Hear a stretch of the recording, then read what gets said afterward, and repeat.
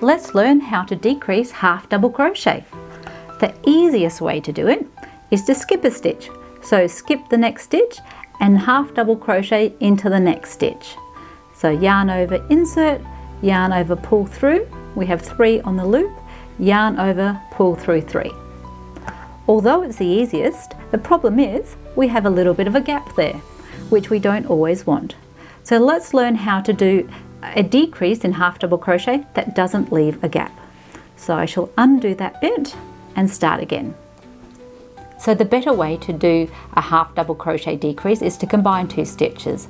So let's start. Yarn over, insert, yarn over and pull through. 3 on the hook. This is the same as normal so far. Now instead of completing that, we're going to go into the next stitch. Yarn over, insert into the next stitch, yarn over and pull through. We now have 5 loops on the hook, and we're going to do yarn over and pull through all 5. Make sure you pull up, that way you can get the stitch through easily. Shall we do one more? Yarn over, insert, yarn over, pull through. That's our 3.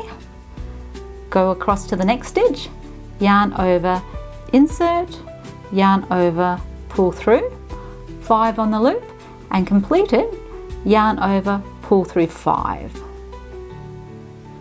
And there we are, we've just done 2 half double crochet decreases. Thanks for watching, and I'll see you next time.